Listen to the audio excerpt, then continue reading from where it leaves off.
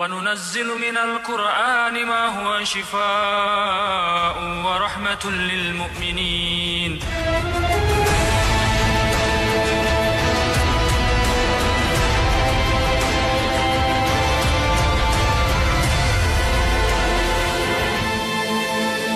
Setelah diberikan wirid itu, tidak tahu tiba-tiba seolah-olah benda-benda pusaka itu kayak sering datang.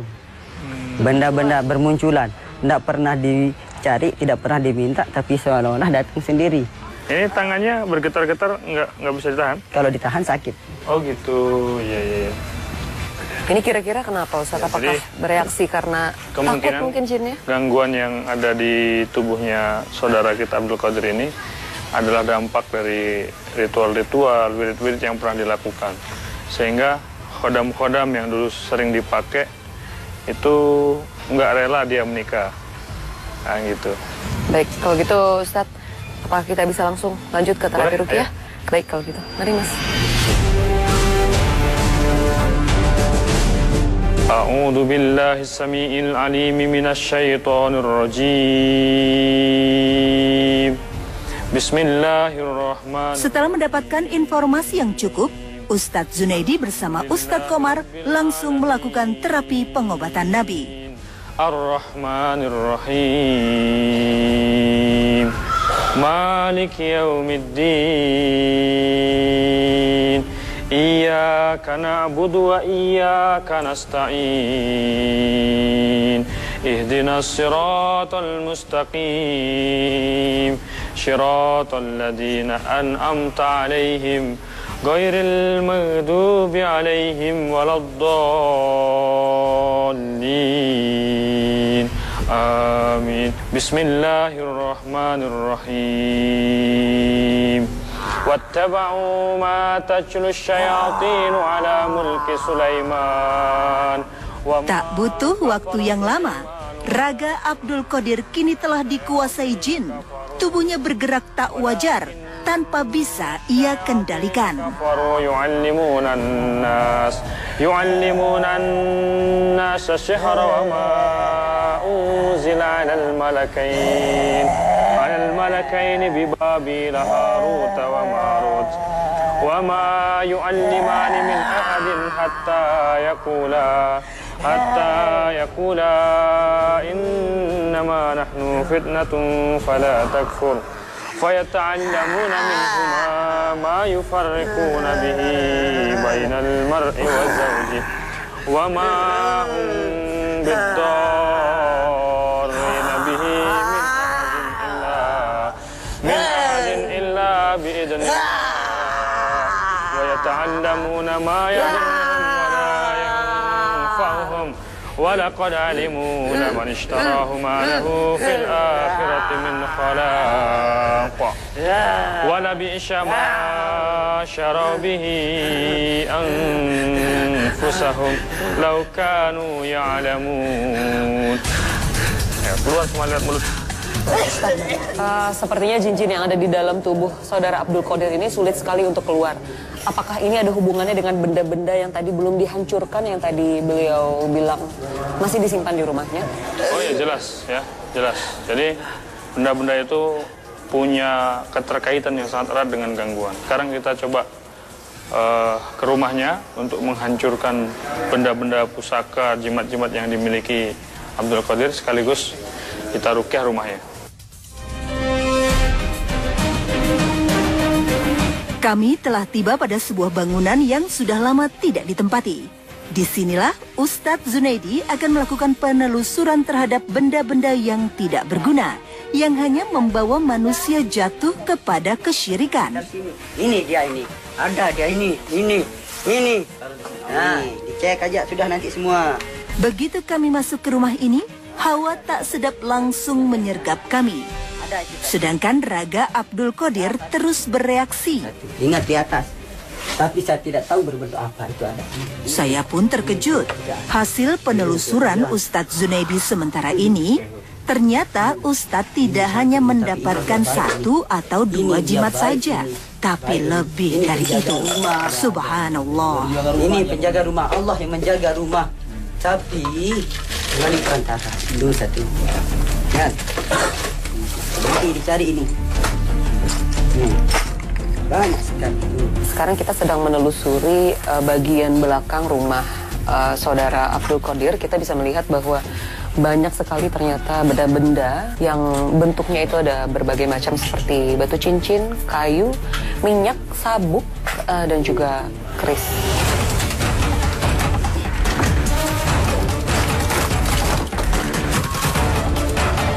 Ketika Ustadz Zunaidi menanyakan jimat-jimat ini, sesekali kesadaran Abdul Qadir direbut oleh jin yang bersemayam di raganya.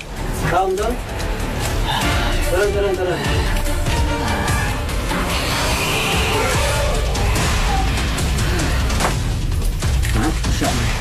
La haula wa la quwwata illa billahil aliyyil azim.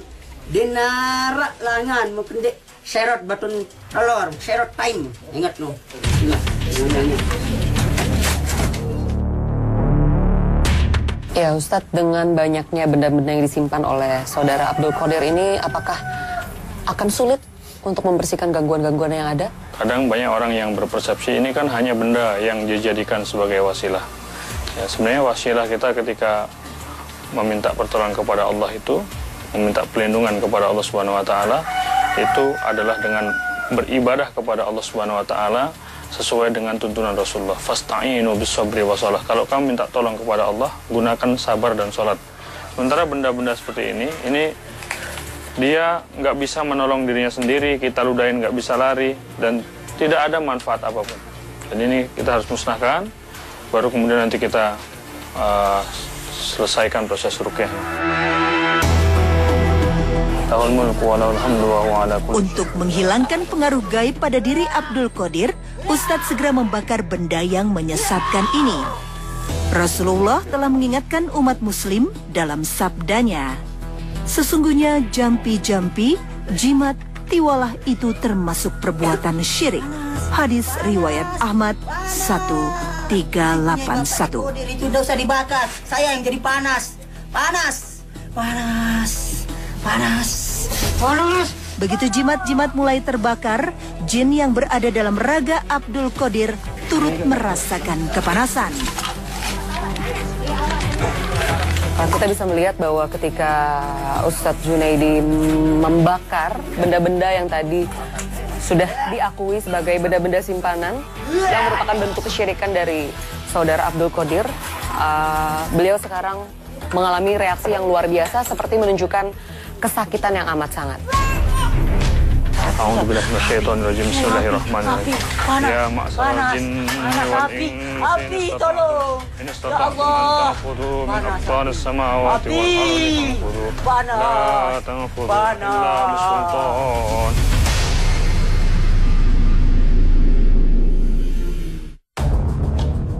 Bismillahirrahmanirrahim. Proses ruqyah syara'iyah dilanjutkan. Ustadz Komar pun menyiramkan air bidara yang sudah dibacakan ayat-ayat ruqyah untuk menghilangkan efek-efek negatif yang ada agar gangguan tidak datang kembali. Kini giliran Abdul Qadir yang diberikan air ruqyah. Yang terpola di tubuh kamu biar lepas. Anggaran. Saya bantu. Bismillah. Merusak semua pola yang ada dalam tubuh kamu, di kulit kamu, di darah kamu, di sumsum kamu, di saraf-saraf kamu. Terus minum. Bismillah. Bismillahilladzi la yadurru ma ismihi syai'un fil ardi wala fis sama' wa huwas sami'ul alim. Terus. Gangguan yang dialami pria ini masih terjadi. Gerakan pada tangannya belum juga berhenti. Ternyata masih ada lagi jimat yang disimpan oleh Abdul Qadir. Dalam ajaran Islam, benda seperti ini akan membuat seorang muslim melemah imannya karena telah jatuh pada upaya untuk menyekutukan Allah. Dan Rasulullah telah mengingatkan umat Islam bahwa kesyirikan seperti ini dosanya sangatlah besar, baik di dunia maupun di akhirat. Sehingga tidak ada jalan kebaikan selain segera bertobat sebelum ajal kematian tiba.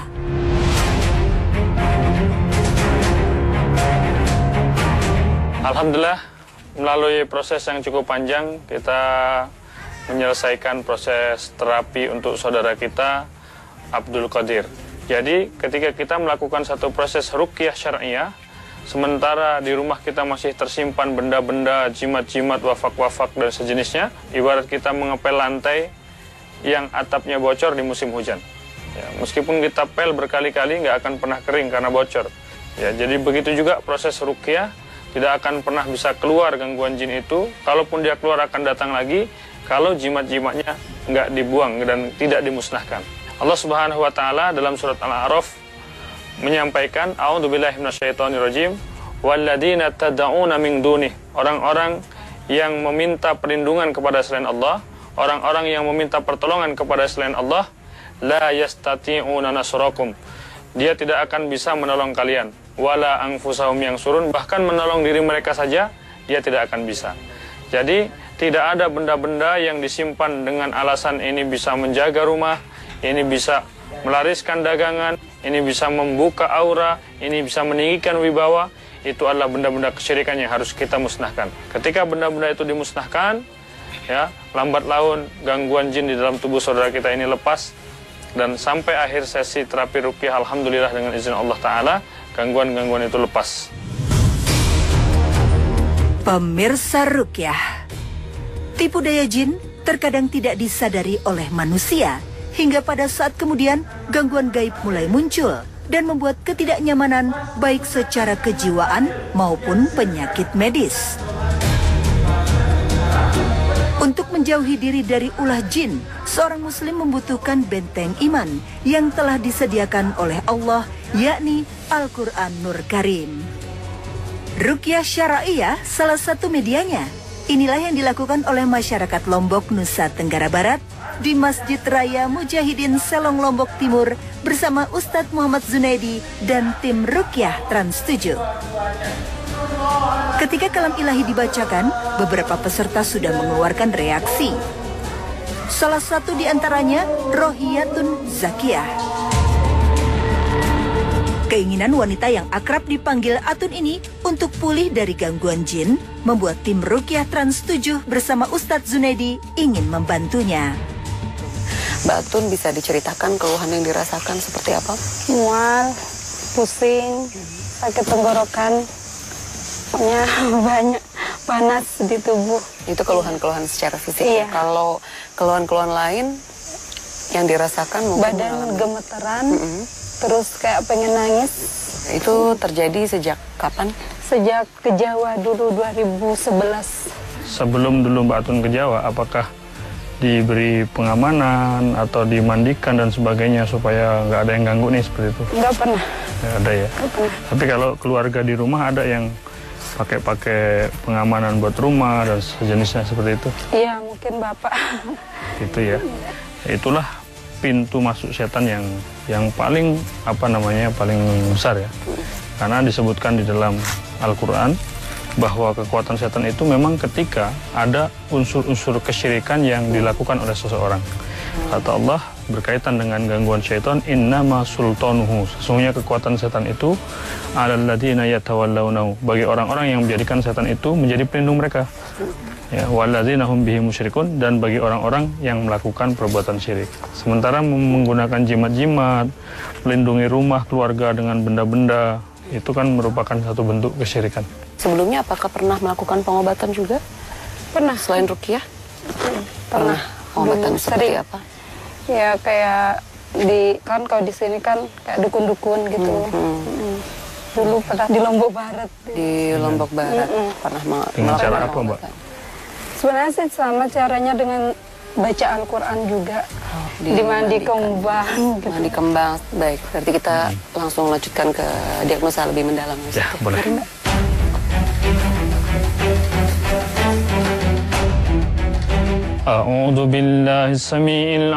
Setelah menggenggam informasi yang cukup, Ustadz Zunaidi langsung meruqyah Atun.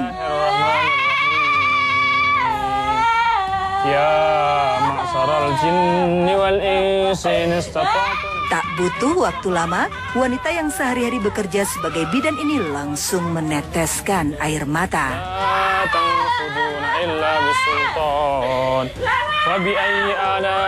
Atun pun semakin bereaksi.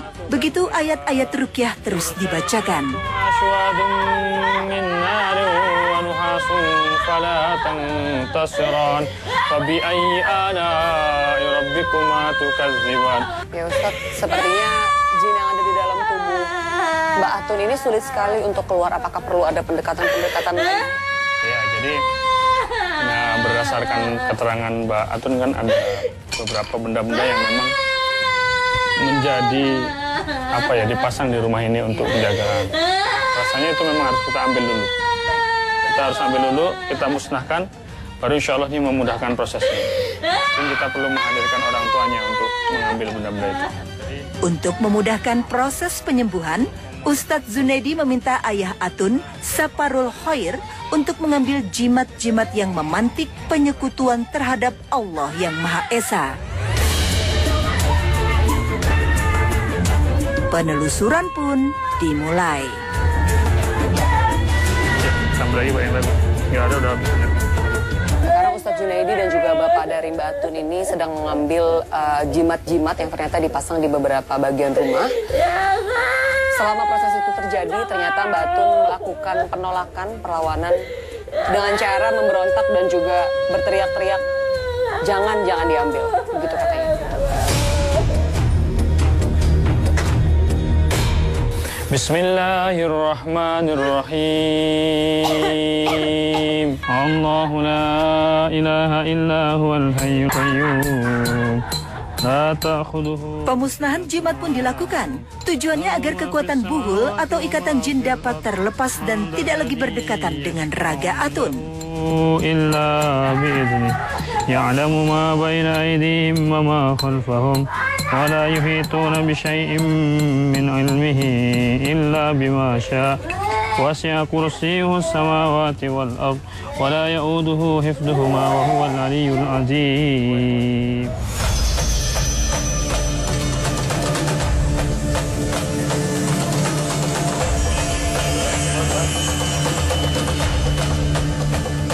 Kemudian saya Pak, a'udzubillahi minasyaitonirrajim. Bismillahirrahmanirrahim. Ustadz Zunaidi juga meminta Saparul Khair mengucapkan ikrar pemutus hubungan dengan benda yang dipercaya selama ini. Ya Allah, aku bertobat kepadamu. Karena hanya Allah lah tempat kita memohon pertolongan dan meminta perlindungan. Bukan dari jimat-jimat yang diberikan oleh paranormal. Cukup bagiku berlindung kepadamu ya Allah, dunia sampai akhirat.